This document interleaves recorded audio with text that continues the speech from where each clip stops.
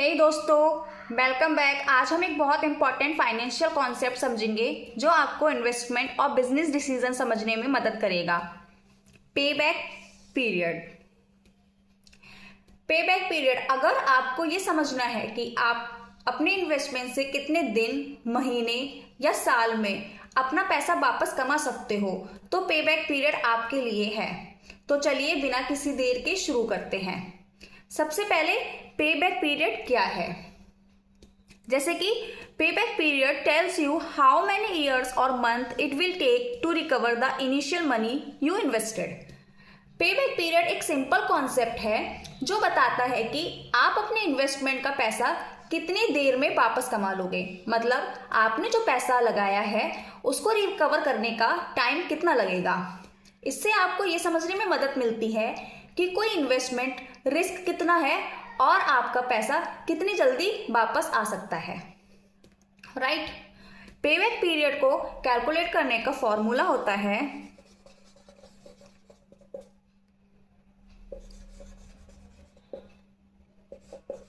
Initial investment upon annual cash inflow. Initial investment वो investment होती है जो आपने सबसे पहले बिजनेस में इन्वेस्ट की होती है। राइट। तो चलिए शुरू करते हैं, एक एग्जांपल की मदद से समझते हैं। पे बैक पीरियड का फॉर्मूला होता है initial investment upon annual cash flow. मान लीजिए आपने एक प्रॉपर्टी परचेज की है। आपने जो प्रॉपर्टी परचेज की है वो है 1 लाख रुपीज की। मतलब आपने प्रॉपर्टी में इन्वेस्ट किया। ठीक है, इनिशियल इन्वेस्टमेंट होता है जो पैसा आपने इन्वेस्ट किया। आपने 1 लाख रुपीज इन्वेस्ट कर दिया और आपका जो कैश इनफ्लो हो रहा है, आपको हर साल उससे 40,000 रुपीज आप उससे अर्न कर रहे हैं, मतलब कमा रहे हैं। तो इसका आपका जो पे बैक पीरियड निकलेगा वो निकलेगा 2.5 ईयर्स। इसका मतलब ये है कि 2.5 ईयर्स में आप अपना पूरा पैसा दोबारा से रिकवर कर लेंगे। जो पैसा आपने लगाया था वो आपको 2.5 साल में वापस आ जाएगा। इसी को हम बोलते हैं पे बैक पीरियड। ये पे बैक पीरियड हमने निकाला है जब हमारा कैश इनफ्लो जो था वो रेगुलर था, हर साल सेम ही आ रहा था 40,000 रुपीज। राइट। अब समझ लेते हैं जब अगर हमारा कैश इनफ्लो जो है वो इरेगुलर होगा तो हम कैसे पे बैक पीरियड को कैलकुलेट करेंगे। चलिए बात कर लेते हैं, अगर हमारा कैश इनफ्लो इरेगुलर है तो हम पे बैक पीरियड को कैसे कैलकुलेट करेंगे। फॉर एग्जांपल, जैसे हमने पहले वाले एग्जांपल में देखा, हमारा जो इनिशियल इन्वेस्टमेंट था वो 1 लाख रुपीज का था। राइट। अब जो हमारा कैश इनफ्लो हो रहा है वो हर साल अलग अलग हो रहा है। जैसे कि फर्स्ट ईयर में हमने कमाया 30,000 रुपीज, सेकेंड ईयर में 25,000, थर्ड ईयर में 20,000 एंड फोर्थ ईयर में 25,000। तो इसका पे बैक पीरियड निकालने के लिए पहले हम इसका क्यूमुलेटिव कैश फ्लो को कैलकुलेट करेंगे। सबसे पहले यहाँ पे 30,000 आ जाएगा, देन 30,000 प्लस 25,000। राइट। तो हमारा यहाँ पे आएगा second year 55,000 plus 20,000 75,000 and 75,000 plus 25,000 मतलब कि 1 लाख रुपीज। राइट। इस एग्जाम्पल में आपने देखा कि 1 लाख रुपीज जो इन्वेस्ट किया था और आपका जो टोटल कैश इनफ्लो आ रहा है 1 लाख रुपीज, वो आ रहा है हमको 4th ईयर में। राइट। तो इसका पे बैक पीरियड हो जाएगा 4 ईयर। हम अपना जो 1 लाख रुपीज है वो 4th ईयर में दोबारा से रिटर्न कमा लेंगे। तो इसका पे बैक पीरियड होता है 4 ईयर। जब कैश इनफ्लो इरेगुलर होता है तो हम क्यूमुलेटिव कैश फ्लो को निकाल करके ऐसे पे बैक पीरियड को कैलकुलेट करते हैं।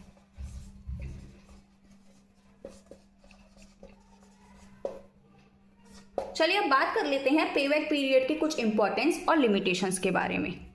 चलिए अब बात कर लेते हैं इंपॉर्टेंस ऑफ पे बैक पीरियड। पे बैक पीरियड की क्या इंपॉर्टेंस है? सबसे पहले रिस्क असेसमेंट। पे बैक पीरियड काफी मददगार होता है जब आपको इन्वेस्टमेंट रिस्क एक्सेस करना हो। अगर पे बैक पीरियड कम है इसका मतलब है आपका पैसा जल्दी रिकवर हो जाएगा और रिस्क कम रहेगा। अगर पे बैक पीरियड ज़्यादा है तो आपका पैसा रिकवर करने के लिए ज़्यादा टाइम लगेगा, जो कि हाई रिस्क होता है। The second one is quick decision making.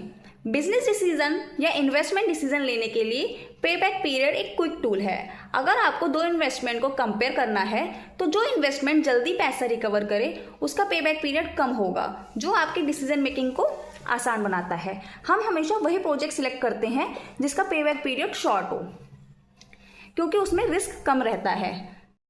And third one is budgeting and cash flow planning.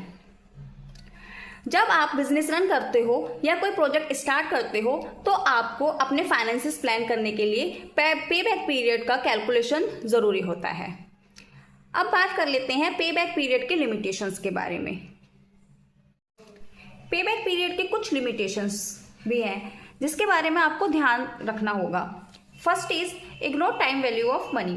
Payback period में आप फ्यूचर कैश फ्लो को सेम वैल्यू पर ट्रीट करते हो, चाहे वो आज के दिन की जितनी वैल्यूएबल ना हो। ये टाइम वैल्यू ऑफ मनी को कंसीडर नहीं करता है। The second one is doesn't consider profit after payback period.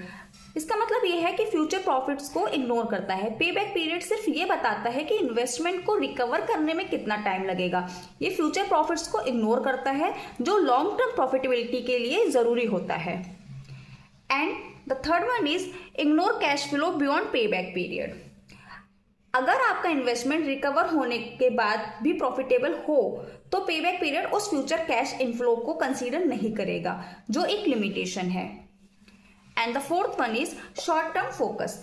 Payback period काफ़ी शॉर्ट टर्म ओरिएंटेड होता है जो लॉन्ग टर्म प्रॉफिटेबिलिटी को ओवरलुक करता है। कुछ प्रोजेक्ट्स का पेबैक पीरियड ज़्यादा हो सकता है लेकिन वो फ्यूचर में प्रॉफिटेबल हो सकते हैं, जिनको पेबैक पीरियड इग्नोर कर देता है। पेबैक पीरियड एक सिंपल और इफेक्टिव टूल है जो आपको इन्वेस्टमेंट रिकवरी को समझने में मदद करता है। अगर आपको क्विक रिटर्न्स चाहिए तो शॉर्ट पेबैक पीरियड वाली इन्वेस्टमेंट बेस्ट होती है, लेकिन हमेशा याद रखिए कि लॉन्ग टर्म प्रॉफिटेबिलिटी को इवैल्यूएट करना भी उतना ही ज़रूरी है। अगर आपको ये वीडियो हेल्पफुल लगा हो तो कमेंट करें और अपने दोस्तों के साथ शेयर करें और अपने क्वेश्चंस भी पूछिए। तब तक के लिए keep learning and keep growing. Thank you.